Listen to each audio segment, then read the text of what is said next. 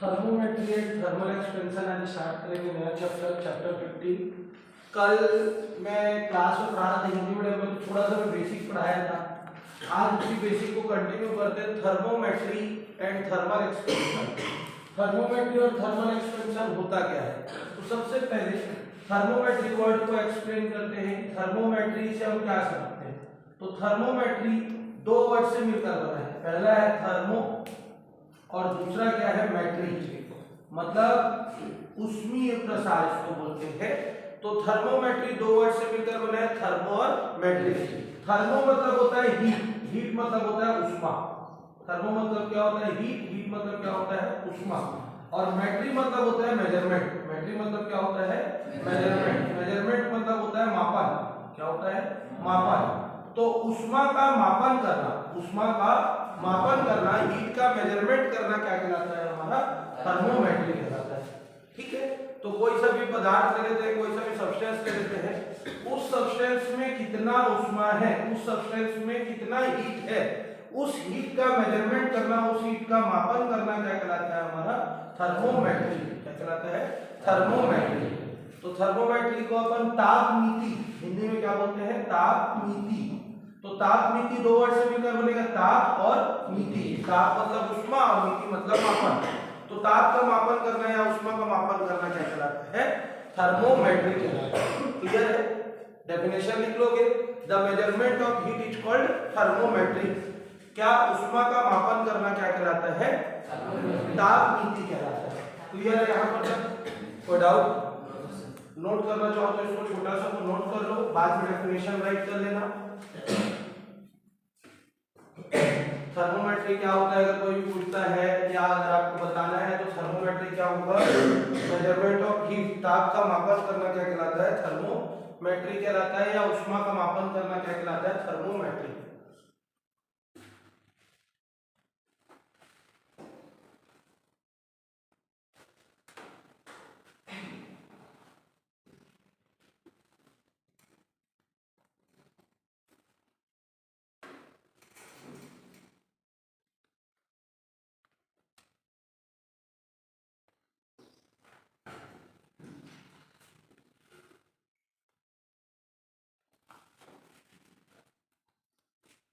हो गया?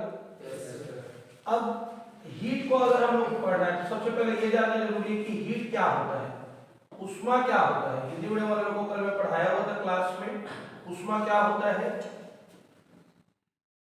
बताओ?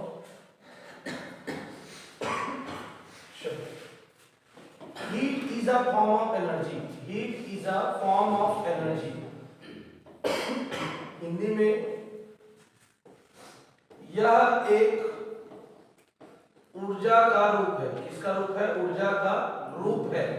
मतलब हीट अगर हम लोग बोलेंगे तो हीट एक प्रकार की क्या है? अपने आप में एनर्जी है। Heat is a form of energy. और हीट हमको सबसे पहले किससे मिलता है? सन से। किससे मिलता है? सन से। जब सूर्य की प्रकाश किरण पृथ्वी पर आती है तो उस प्रकाश किरण से हमको क्या मिलता है? हीट मिलती है। ठीक है, और हीट किस फॉर्म में मिलता है? एनर्जी के फॉर्म में मिलता है। इसलिए हम लोग बोल देते हैं heat is a form of energy. और हीट का जो बेसिक सोर्स है, बेसिक सोर्स मतलब सामान्य जो स्रोत है कि उष्मा हमको कहां से मिलेगी? तो उष्मा हमको कहां से मिलेगी? सूर्य से। अब जब सूर्य की प्रकाश किरण पृथ्वी पे जाकर टकराएगी तो पृथ्वी पे टकराने पर वो कुछ प्रकाश किरणों को क्या कर लेगी? अवशोषित कर लेगी, एब्जॉर्ब कर लेगी। और एब्जॉर्ब करने के बाद जब सनलाइट वहां से कंप्लीटली ओवर हो जाता है, खत्म हो जाता है, तो वही जो हीट एब्जॉर्ब की थी उसको फिर वो क्या करना शुरू कर देती है? एमिट करना, बाहर निकालना शुरू कर देती है। इसीलिए दिन के समय में हमको क्या लगता है? नॉर्मल टेम्परेचर लगता है। लेकिन जब नाइट होता है और हम तालाब के पास से, नदी के पास से गुजरते हैं तो हमको गरम गरम हवा टाइप का लगता है। कारण क्या है? कि जो पानी गर्म हुआ है, पानी में लगातार हीट पड़ रहा था, वो गर्म हो गया, एवापोरेट हो रहा था, वाष्पीकृत हो रहा था। अब वाष्पीकृत होने का सूर्य की किरणें गायब हो गई तो वो एक क्या हो गया? नॉर्मल इन्वायरमेंट हो गया। लेकिन जो पानी गर्म हुआ था उससे जो एयर है वो किसकी तरफ जाता है? किनारे किनारे साइड जाता है, जिसकी वजह से किनारे को हम लोग को क्या महसूस होता है? गर्म लग रहा है।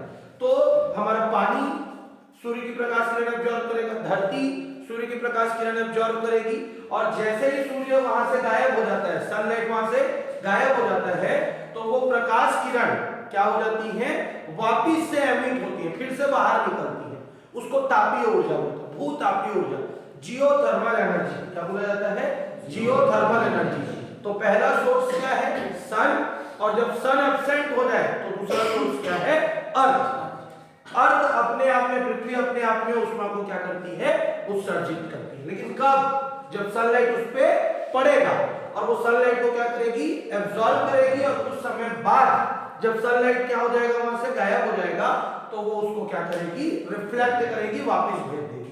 क्लियर है यहां पर तक? तो हीट का जो सोर्स है वो दो सोर्स है, एक क्या, सूर्य सन, और एक क्या तुम्हारा, अर्थ पृथ्वी। ठीक है, अब पृथ्वी से जो मिलता है हीट, वो किस फॉर्म में मिलता है, geothermal energy. Geothermal energy Hindi में बोलते हैं इसको भूतापीय ऊर्जा। और इसी पे अभी साइंटिस्ट लोग क्या कर रहे हैं, वर्क कर रहे हैं। और बलरामपुर, छत्तीसगढ़ का जो कौन सा हिस्सा है, बलरामपुर है, यहाँ पर जियोथर्मल पावर प्लांट का स्थापना किया जा रहा है। कहाँ पे, बलरामपुर। बलरामपुर एक डिस्ट्रिक्ट है, छत्तीसगढ़ का सबसे नॉर्थ का डिस्ट्रिक्ट। ठीक है, वहां पे क्या किया जा रहा है, जियोथर्मल एनर्जी का एक पावर प्लांट स्टेब्लिश किया जा रहा है, मतलब पृथ्वी से ऊर्जा उत्पन्न करके उसका यूज इलेक्ट्रिसिटी में करने के लिए। जैसे कोरबा में क्या करते हैं, कोयला डाल के क्या करते हैं, इलेक्ट्रिसिटी बनाते हैं, हाइड्रो इलेक्ट्रिक पावर प्लांट है।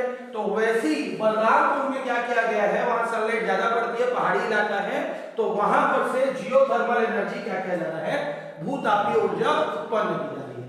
तो हीट का डेफिनेशन तुम लोग लिख सकते हो, राइट है।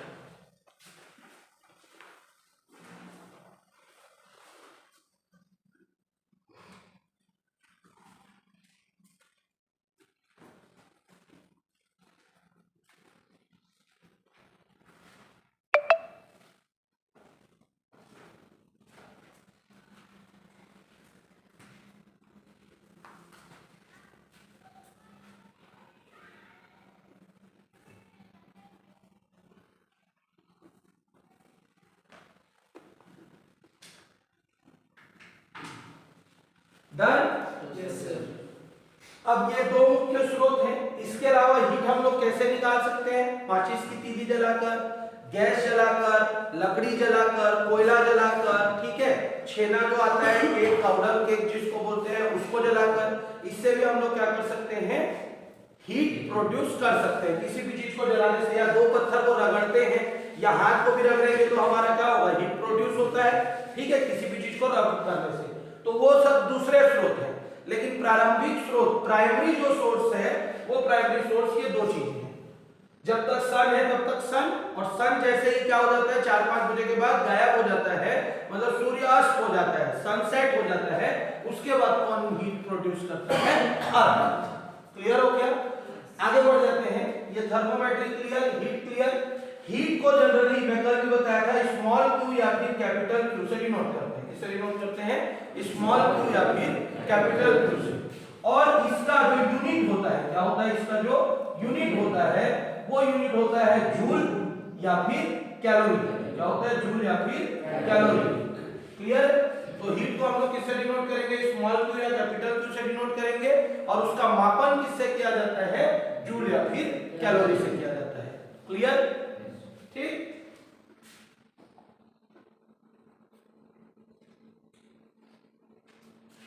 नेक्स्ट आ जाते हैं, नेक्स्ट टॉपिक अपन पढ़ेंगे टेम्परेचर। टेम्परेचर, तापमान। तापमान क्या होता है, टेम्परेचर क्या होता है। तो टेम्परेचर क्या होता है, कोई बताएगा? टेम्परेचर होता है the degree of hotness and coldness of any system is called temperature.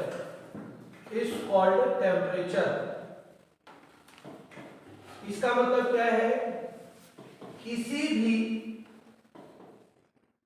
तंत्र या निकाय कि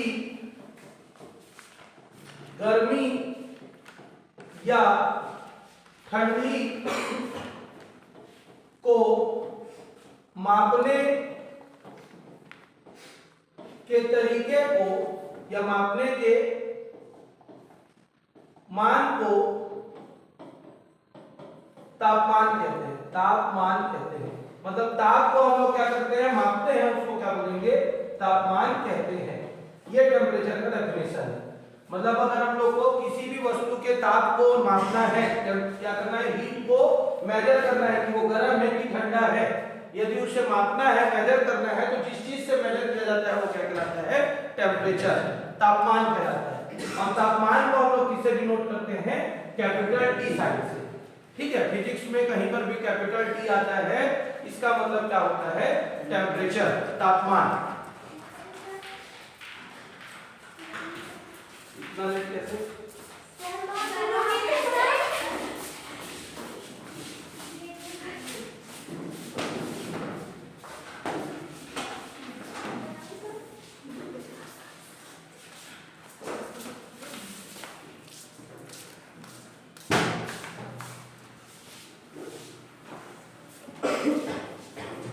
जल्दी और जल्दी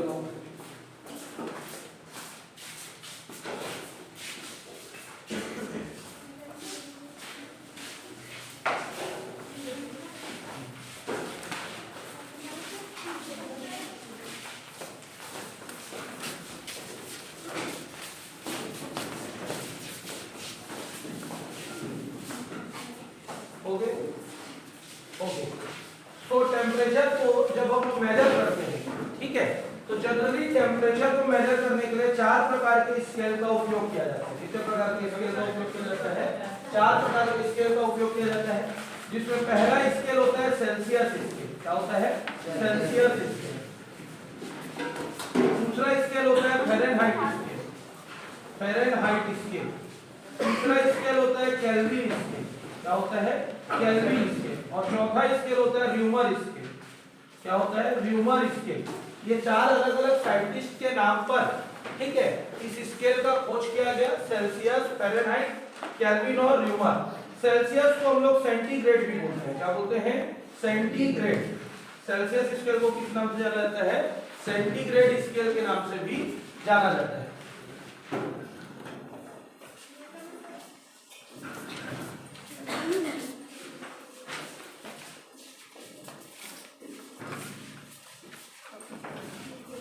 कमलेश्वर तू इधर बैठ जा, वाला स्पेस छोड़ दे, एडजस्ट हो जाएगी। हो गया यहाँ तक। सेल्सियस स्केल को किस नाम से जाना जाता है, सेंटीग्रेड स्केल के नाम से, फ़ारेनहाइट, केल्विन और र्यूमर। लेकिन जब हम लोग लैब में जाते हैं, इसमें जाते हैं, लेबोरेटरी में जाते हैं, प्रयोगशाला में जाते हैं, तो प्रयोगशाला में जाके हम लोग कौन से स्केल का प्रयोग करते हैं, केल्विन स्केल। ठीक है, केमिस्ट्री के लैब में सब मिल जाता है, फिजिक्स के लैब में सिर्फ तुमको क्या मिलेगा, केल्विन स्केल ही मिलेगा। ठीक है, केमिस्ट्री में 4 प्रकार का स्केल है और 2010 के बाद से र्यूमर स्केल को हटा दिया गया है। तो अब हमारे केमिस्ट्री लैब में सिर्फ कितना स्केल मिलता है, 3 स्केल। 2010 से पहले 4 स्केल हुआ करते थे, लेकिन अब उसको काट के कितना स्केल कर दिया गया है, 3 स्केल कर दिया गया है। क्लियर है यहाँ पर। अब इन चारों स्केल के द्वारा सिर्फ एक ही चीज का मेजरमेंट किया जाता है। किसका मेजरमेंट किया जाता है, टेम्परेचर। जनरली अगर हम लोग मोबाइल को देखें या जो डिजिटल क्लॉक आता है उसको देखें, तो उसमें जो टेम्परेचर नापा जाता है वो किसमें नापा जाता है, डिग्री सेल्सियस। खाली सेल्सियस नहीं बोलते ना, याद रखिएगा, डिग्री सेल्सियस। ठीक है, और जब हम डॉक्टर के पास जाते हैं तो हमारा टेम्परेचर किसमें नापा जाता है, फ़ारेनहाइट में। तो ये डिग्री फ़ारेनहाइट क्या हो जाता है, डिग्री फ़ारेनहाइट। लेकिन जब लैब में जाते हैं तो ना हम सेल्सियस से नापते हैं ना फ़ारेनहाइट से नापते हैं, हम किससे नापते हैं, केल्विन से। तो इसमें डिग्री केल्विन नहीं होता, ये ओनली केल्विन है। और लास्ट वाला तुम्हारा क्या होता है, र्यूमर का आर। तो ये इसका क्या हो गया, यूनिट हो गया, degree Celsius, degree Fahrenheit, kelvin और र्यूमर। क्लियर यहां पर तक। अब इसमें 2 चीज याद रखना, कोई सा भी अगर तुम थर्मोमीटर लेते हो तो थर्मोमीटर इस तरीके से दिखाई देता है, पुराना वाला अगर हम लेंगे तो। और अभी अगर डिजिटल वाला भी लेते हैं तो इस तरीके से चौड़ा रहता है, यहाँ पे मार्किंग रहता है और इस तरीके से ऐसा बना रहता है। ये थर्मोमीटर का ड्राइंग है। ठीक है, तो थर्मोमीटर में क्या प्रेजेंट रहता है, अगर डिजिटल नहीं ले रहे हैं तो इस तरीके से स्केल्स प्रेजेंट रहते हैं। क्या प्रेजेंट रहते हैं? स्केल्स प्रेजेंट रहते हैं। तो हर थर्मोमीटर का अलग अलग स्केल होगा, चारों का अलग अलग स्केल होगा। तो चारों का स्केल, जैसे हम लोग सेल्सियस लेते हैं तो सेल्सियस का स्केल 0 डिग्री से शुरू होता है और कितने डिग्री पे खत्म हो जाता है? 100 डिग्री पे खत्म हो जाता है। वैसे ही अगर हम फ़ारेनहाइट का लेते हैं तो फ़ारेनहाइट का कहां से शुरू होता है? किसी को पता है? नहीं, 32 पक्का? 32 से कहां तक? 212 डिग्री। कहां तक? 212 डिग्री। इसके बाद केल्विन का स्केल 273.15 केल्विन से कहां तक जाता है? 373.15 केल्विन तक। र्यूमर का कोई गेसिंग? 0 से 80 तक। कहां तक जाता है? 0 से 80 तक। तो ये मिनिमम और मैक्सिमम वैल्यूज है। ये क्या है? मिनिमम और मैक्सिमम वैल्यूज। क्या चीज का मिनिमम और क्या चीज का मैक्सिमम वैल्यू है? तो जो 0 डिग्री है, 0 डिग्री एक ऐसा टेम्परेचर होता है जिसमें कोई सा भी लिक्विड किसमें कन्वर्ट होना शुरू हो जाता है? बर्फ होता है ना। 0 डिग्री सेल्सियस पर जो लिक्विड है वो बर्फ बन जाता है, मतलब पानी किसमें परिवर्तित हो जाता है? बर्फ में। तो ये मिनिमम वैल्यू हो गया। और जो तुम्हारा क्या है? 100 डिग्री है। 100 डिग्री में मतलब क्या हो जाएगा? पानी क्या होने लग जाता है? उबलने लग जाता है, बॉयल होना शुरू हो जाता है। तो इस डिग्री पे क्या हो रहा है? बर्फ बन रहा है, ठीक है। और इस डिग्री पे क्या हो रहा है? उबल रहा है, ठीक है। मतलब ये तुम्हारा क्या हो गया? आइस, और ये क्या हो गया? तुम्हारा वेपर। क्या हो गया? वेपर। तो ये लोअर, सबसे लोएस्ट टेम्परेचर कितना होता है? 0। और सबसे हाईएस्ट टेम्परेचर कितना होता है? अब आ जाते हैं सर -5 डिग्री सेल्सियस बोल देते हैं, -10 डिग्री सेल्सियस। जबकि टेम्परेचर कितना नापा जा सकता है? सबसे कम 0 के नीचे थर्मोमीटर नहीं जाता। तो हम लोग कैसे माइनस को मेजर करते हैं बताओ? एक थर्मोमीटर रखोगे तो थर्मोमीटर में मैक्सिमम टेम्परेचर कितना दिखाया जाएगा? 100। मिनिमम कितना दिखाया जाएगा? 0। फ़ारेनहाइट लोगे तो कितना दिखाएगा? 32। और मैक्सिमम कितना दिखाएगा? 212। तो कैसे हम लोग माइनस में मेजर करते हैं? क्या कारण है बताओ? जबकि एक भी ऐसा इंस्ट्रूमेंट नहीं है जो माइनस टेम्परेचर को मेजर कर सके। थर्मोमीटर में ना, किसमें? थर्मोमीटर में। मैं नहीं बोल रहा हूं कि ऐसा इंस्ट्रूमेंट नहीं है थर्मोमीटर में, लेकिन मेजर नहीं कर सकते। तो थर्मोमीटर क्या चीज को मापता है? हमारे बॉडी के टेम्परेचर, किसी भी वस्तु के तापमान को नापता है। इन्वायरमेंट के टेम्परेचर को वो मेजर नहीं करता। अब थर्मोमीटर को छोड़ दियो तो क्या वो पारा चढ़ जाएगा उसका? नहीं, उसको किसी ऑब्जेक्ट में लगाना पड़ेगा, पकड़ना पड़ेगा, मुंह के अंदर डालना पड़ेगा। मतलब किसी न किसी वस्तु का जब उपयोग करते हैं तब थर्मोमीटर क्या करता है? वर्क।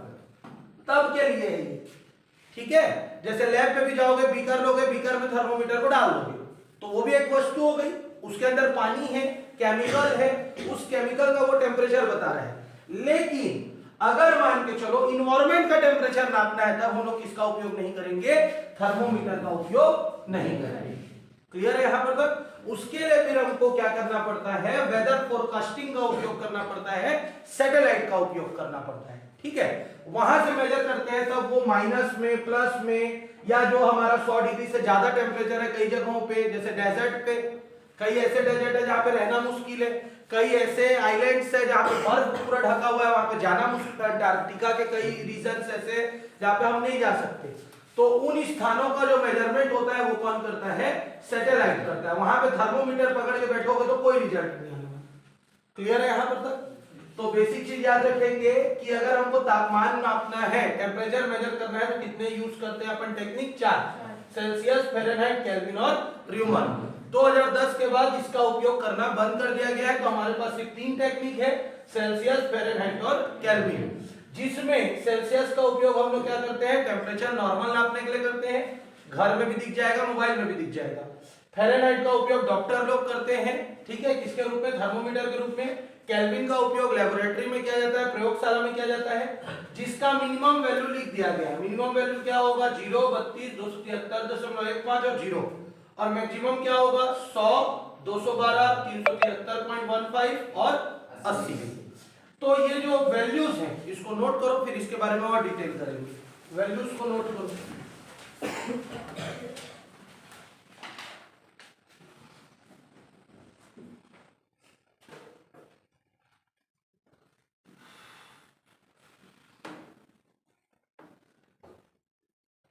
कल तुम लोगों को बोला था लेट मत होना, भर भर के लेट हो रहे हो।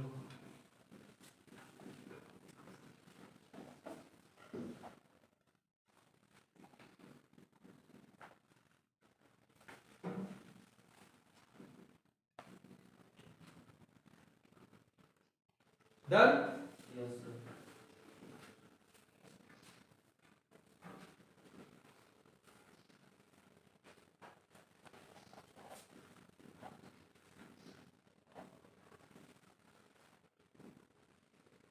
बाद में देख के लिख लेना है ना। नेक्स्ट देखो मूव करते हैं।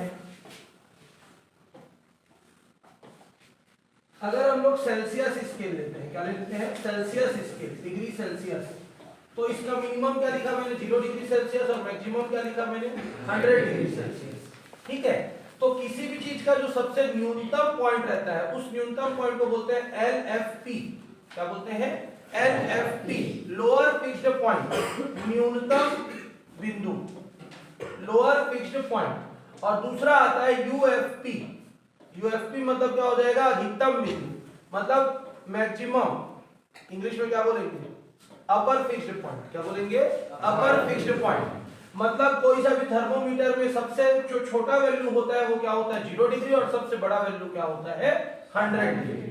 क्लियर है यहाँ पर तक? उसी तरीके से अगर हम लोग फ़ारेनहाइट में देखेंगे तो फ़ारेनहाइट में क्या होता है? 32 डिग्री फ़ारेनहाइट, और यहाँ पे क्या हो जाएगा तुम्हारा? 212 डिग्री फ़ारेनहाइट। इसी तरीके से अगर हम केल्विन में देखेंगे, केल्विन में देखेंगे तो क्या हो जाएगा? 273.15 केल्विन से कहां तक जाएंगे? 373.15 केल्विन तक। तो ये सब UFP कहलाएगा, और ये क्या कहलाएगा? LFP। उसी तरीके से र्यूमर में देखेंगे तो क्या हो जाएगा? 0 से लेके कितना तक चला जाएगा? 80 तक, 80 तक चला जाएगा। तो ये तो हो गया हमारा लोअर और अपर फिक्स्ड पॉइंट। लेकिन जब हम लोगों को अगर क्वेश्चन, न्यूमेरिकल क्वेश्चंस आते हैं, क्वेश्चन अगर हमको सेल्सियस पे दिया है और आंसर निकालने को बोलेगा केल्विन पे, किस पे निकालने को बोल दिया जाएगा? केल्विन पे। तो हम कैसे बनाएंगे? तो इसको सॉल्व करने के लिए एक रिलेशन है, इसको सॉल्व करने के लिए एक रिलेशन है। वो रिलेशन क्या है इसको समझेंगे। सबसे पहले इसका रिलेशन बोलता है C minus lower fixed point upon upper fixed point minus lower fixed point. C क्या है? सेल्सियस। लोअर फिक्स्ड पॉइंट कितना होता है इसका? 0। अपर फिक्स्ड पॉइंट कितना होता है? 100 माइनस 0। उसी तरीके से F मतलब Fahrenheit, minus lower fixed point upon upper fixed point minus lower fixed point. तो ये इसका फॉर्मूला क्या बनेगा? F minus 32 upon 212 minus 32। इसके बाद केल्विन का बनाओगे तो K माइनस 273.15 अपॉन, डायरेक्ट लिख दूं, K माइनस 273.15 अपॉन 373.15 माइनस 273.15। ठीक, तो इसको सॉल्व करोगे तो क्या आएगा? C upon 100, F minus 32 upon कितना बचेगा? 180, और K माइनस 273.15 अपॉन 100। ये भी 100 बच गया। सब में से 0 को हटा दिए, 0 को हटाओगे तो क्या बचेगा? C upon 10, F minus 32 upon 18, और K माइनस 273.15 अपॉन 10। और कट रहा है, 2 से भी कट जाएगा, 2 से कटेगा तो क्या बचेगा? C upon 5, F minus 32 upon 9, और K माइनस 273.15 अपॉन 5। तो ये तीनों में रिलेशन हो गया। किन तीनों में रिलेशन हो गया? सेल्सियस, फ़ारेनहाइट और केल्विन। अब तुमको अगर सेल्सियस का मान निकालना है, फ़ारेनहाइट दिया है, वैल्यू पुट करो, आंसर। अगर तुमको केल्विन का मान दिया है, सेल्सियस निकालना है, वैल्यू पुट करो, आंसर। सेल्सियस दिया है, केल्विन निकालना है, सेल्सियस भी वैल्यू पुट करो, आंसर। बताएंगे, इसको नोट कर सकते हो, डायरेक्ट फार्मूला नोट कर लो अगर नोट करना है तो। वो पूरा इसको नोट करने की जरूरत नहीं है, फार्मूला नोट करो, न्यूमेरिकल आता है इसमें। संबंध है ये, टेम्परेचर नापने के थर्मोमेट्री स्केल में संबंध है।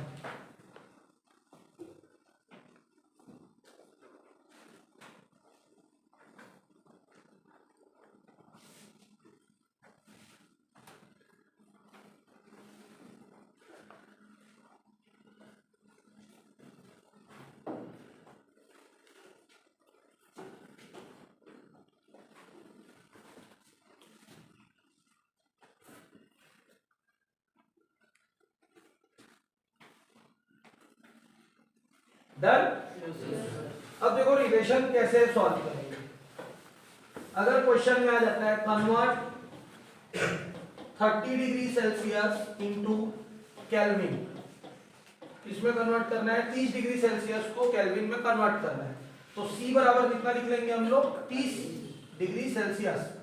तो हम लोग फॉर्मूला जानते हैं C/5 is equal to K minus 273.15/5, 5 और 5 C का मान कितना है 30 is equal to K minus 273.15, तो K बराबर क्या हो गया 30 प्लस 273.15, दोनों को जोड़ो कितना आएगा 0.15 तो रह गया, 0 और 3 का 3, 7 3 10 का 0, 2 और 1 3, तो आंसर क्या हो गया हमारा 303.15 केल्विन।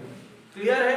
तो वाले फार्मूला से ये कन्वर्जन अगर आता है तो किसी भी टेम्परेचर को, किसी भी तापमान को हम क्या कर सकते हैं, परिवर्तित कर सकते हैं। तुम लोग ट्राई करो, convert 23 degree Celsius into Fahrenheit, 23 degree Celsius को फ़ारेनहाइट में कैलकुलेट करो।